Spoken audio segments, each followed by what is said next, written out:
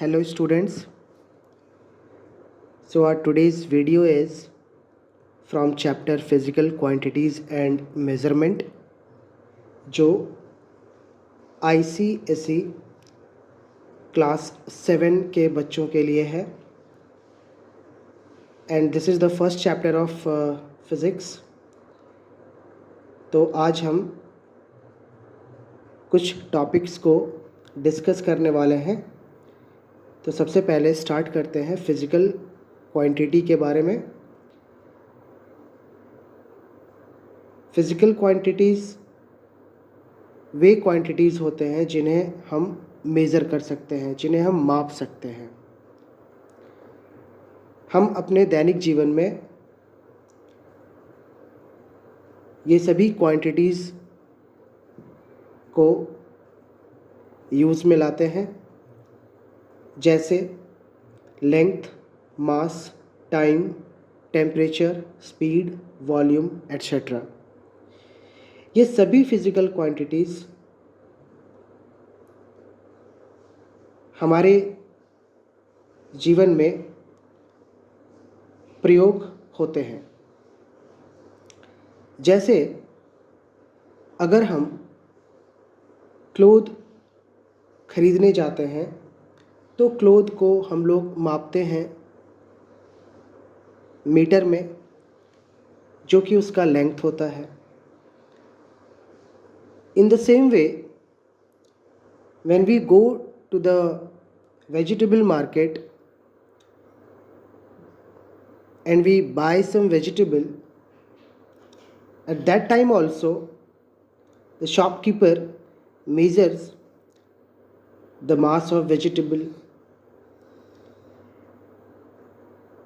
ठीक उसी प्रकार हम लोग किसी दो इवेंट के बीच का जो ड्यूरेशन है उसे भी टाइम में मेज़र करते हैं। हम अपने बॉडी के टेम्परेचर को मेज़र करते हैं with the help of thermometer. Vehicle के स्पीड को मेज़र करते हैं। So these all are the physical quantities and these are broadly used in our day-to-day life. So we can define this term physical quantity as physical quantity is something that can be measured. Now, physical quantities can be broadly classified into two groups. The first one is fundamental or base physical quantities, and the second one is derived physical quantities. Fundamental physical quantities are those quantities which are not dependent on any other quantities. These are also called as base physical quantities. These quantities cannot be derived from any other physical quantities. They are independent. They are independent. We cannot derive them from any other physical quantities. Examples are length, mass, time, temperature, etc. These all are fundamental physical quantities. Now, the second group is derived physical quantities.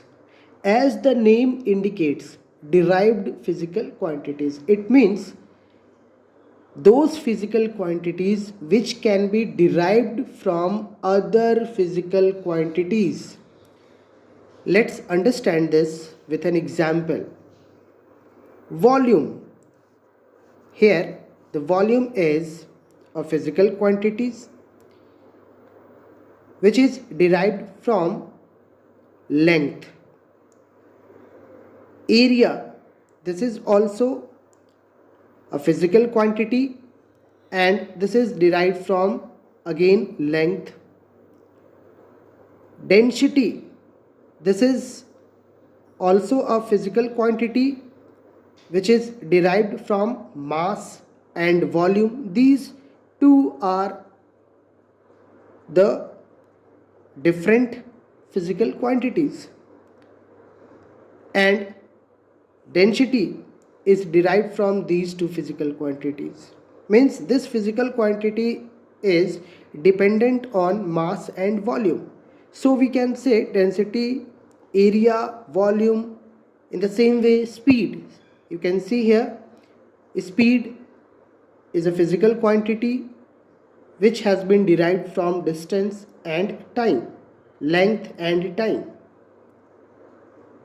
So any physical quantities which can be derived from base physical quantities or other physical quantities are called derived physical quantities. So students, in this chapter we will be discussing about some of the derived physical quantities, and these quantities are volume, area, density and speed. So these are the some derived physical quantities which we need to know from this chapter. So let's start with the first derived physical quantity, which is volume. So what is volume? Volume is the amount of total space occupied by a 3D object. So here the meaning of 3D is three-dimensional. What are 3D objects? All those objects which have length, breadth and height. Or you can say any object having some thickness.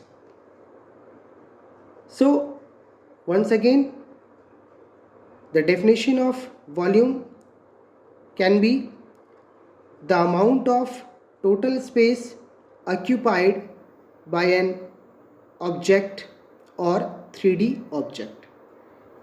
Let's understand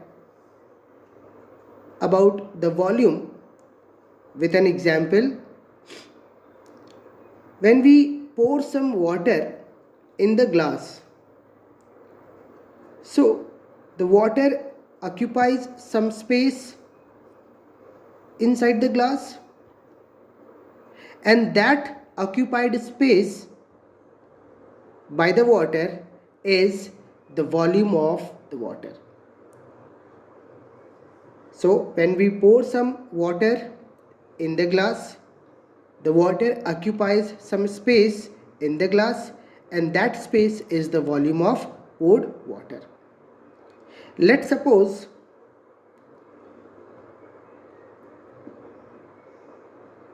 the water occupied the space in the glass till this level, and this level is marked as 1 liter. So the total space occupied will be 1 liter, and this is the volume of the water. As we studied, volume is a derived physical quantity as it is derived from measurement of lengths, that is its length, breadth and weight. So here we have a cube. So this cube will also occupy some space, and this cube will also have some volume. So the volume of this cube can be measured by multiplying its length, breadth and height.